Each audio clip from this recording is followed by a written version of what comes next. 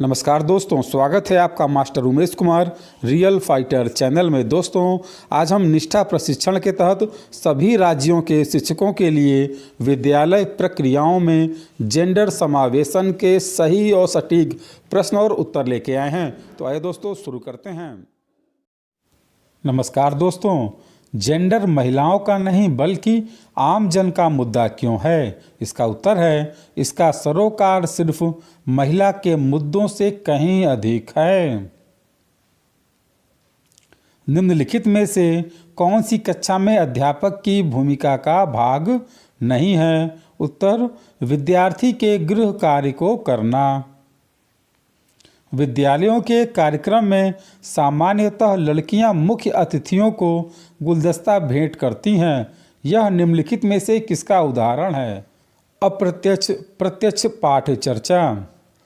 निम्नलिखित में से किसे प्रजातंत्र के लिए चुनौती नहीं माना जा सकता? पर्यावरणीय निम्नीकरण। निम्नलिखित में से किस गतिविधि को पुरुष प्रधान गतिविधि नहीं माना जाता है? विद्यालयों में पढ़ना। जेंडर विभाजन है समाज द्वारा पुरुषों, महिलाओं और ट्रांसजेंडर को असमान भूमिका प्रदान करना। जेंडर संवेदी पाठ चर्चा मांग करती है कक्षा में जेंडर, लिंग और जेंडर पहचान पर चर्चा की। जेंडर विश्लेषण को समझने में सहायक होता है महिलाओं और पुरुषों के बीच सामाजिक संबंधों में अंतरों का। निम्नलिखित विशेषताओं में से कौन सी विद्यालयों में हिंसा के लिए सहन शक्ति को सुनिश्चित करने में सहायक है? सुरक्षित भौतिक बुनियादी ढांचा, सख्त आचार संहिता, नीति और सशक्त निगरानी तंत्र। भारतीय समाज में सामाजिक प्रतिमान और मूल्य तंत्र द्वारा नियंत्रित होते हैं, पितृसत्तात्मक और मातृ सत्तात्मक। एक जेंडर हितैषी विद्यालय परिवेश वह होता है जहां सामाजिक और भौतिक परिवेश में लड़कों, लड़कियों और ट्रांसजेंडर विद्यार्थियों के अनुभवों को समझा जाता है और उनकी आवश्यकताओं को संबोधित किया जाता है या ध्यान दिया जाता है। विद्यालय किस प्रकार विद्यार्थियों को मनोवैज्ञानिक सेवाएं सहायता प्रदान कर सकते हैं? विद्यार्थियों को मार्गदर्शन और परामर्श सेवाएं प्रदान करके। निम्नलिखित में से कौन सी प्रक्रियाएं कक्षा में जेंडर संवेदनशीलता को प्रोत्साहित करती हैं?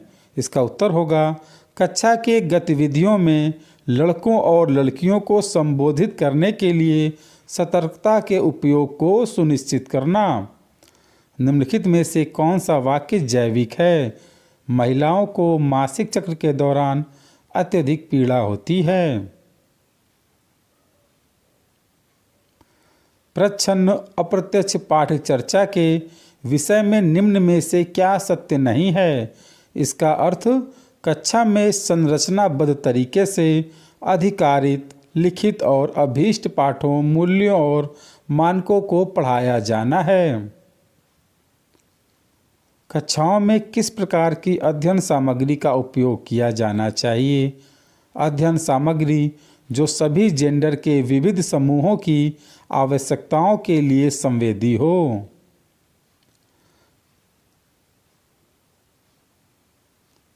जेंडर निष्पक्ष समुदाय विकसित करने के लिए अधिक ध्यान दिया जाना चाहिए।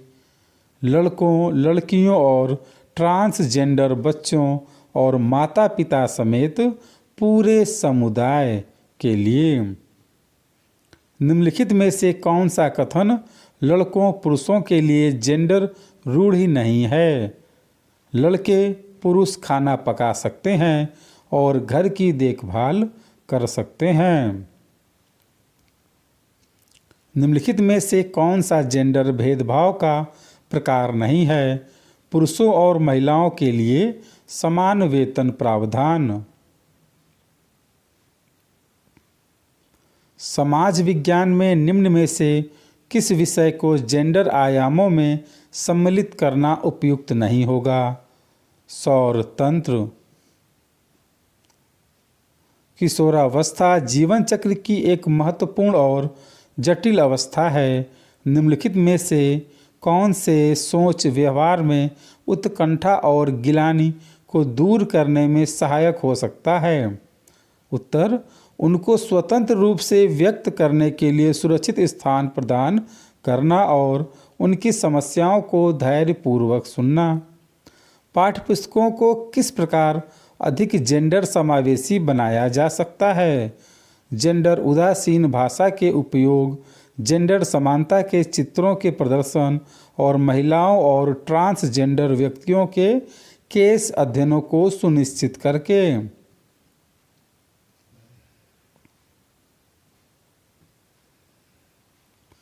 शब्द जेंडर निष्पक्षता का अर्थ है महिलाओं और पुरुषों के साथ उनकी आवश्यकताओं के अनुसार उचित व्यवहार। कक्षा की पाठ्य पुस्तकों में कुछ उदाहरण हैं जो महिलाओं, ये शब्द जेंडर रूढ़ियाँ, इसका उत्तर होगा। निम्नलिखित में से कौन सा पहलू विद्यालय परिवेश की जेंडर ऑडिटिंग का भाग नहीं है? इसका उत्तर है जेंडर हिंसा और भेदभाव के विरुद्ध शून्य सहनशीलता नीति। निम्नलिखित में से कौन सा जेंडर रूढ़ि का उदाहरण नहीं है? सभी जेंडर के बच्चे कुछ भी करने में सक्षम होते हैं। विद्यालय में निम्नलिखित में से कौन सा गतिविधि जेंडर भेदभाव को नहीं प्रदर्शित करता है? इसका उत्तर है लड़कों और लड़कियों को मध्याह्न भोजन परोसने की जिम्मेदारी समान रूप से दी जाती है। कोई शिक्षक किस प्रकार जेंडर हितैषी कक्षा सुगम बना सकता है? सभी जेंडर के विद्यार्थियों को बगैर किसी संकोच के बोलने के लिए प्रोत्साहित करना। जेंडर समावेशी विद्यालय परिवेश निर्मित करने में प्रधानाध्यापकों को निम्नलिखित में से किन उपायों को अपनाना चाहिए? सभी जेंडर को समान अवसर प्रदान करना और विद्यालय परिवेश को आवर्ती रूप से जेंडर ऑडिटिंग करवाना।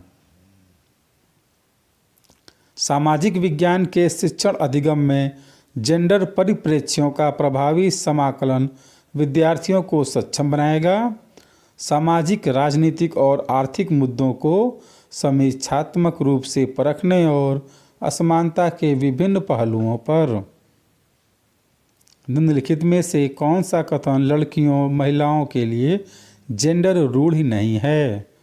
लड़कियों महिलाओं में नेतृत्व कौशल होते हैं और वे किसी भी व्यवसाय पेशों में उत्कृष्ट हो सकती हैं।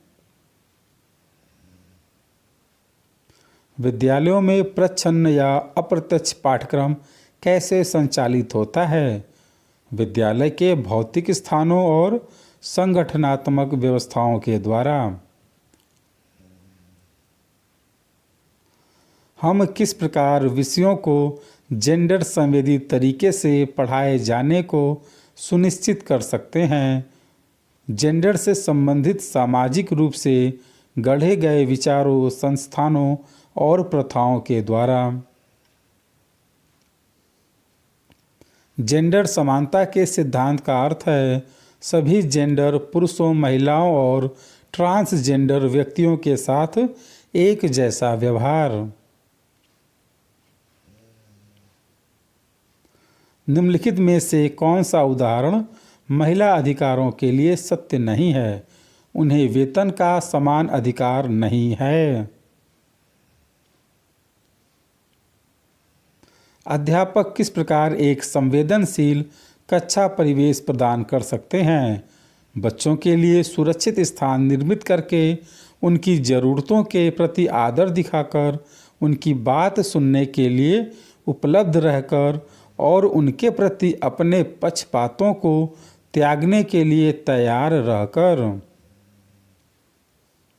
जेंडर समावेशन का अर्थ है सभी जेंडर के व्यक्तियों की संसाधनों और अवसरों और सुविधाओं तक पहुंच के संदर्भ में निष्पक्षता और समानता को सुनिश्चित करके भेदभाव को कम करना। निम्नलिखित में से कौन सा वाक्य लड़कियों और ट्रांसजेंडर बच्चों में अधिगम परिवेश में अलगाव की भावनाओं को दूर करने में सहायक हो सकता है? अधिगम सामग्री और शिक्षा शास्त्री प्रक्रियाओं में लड़कियों और ट्रांसजेंडर बच्चों का सकारात्मक और समान प्रतिनिधित्व।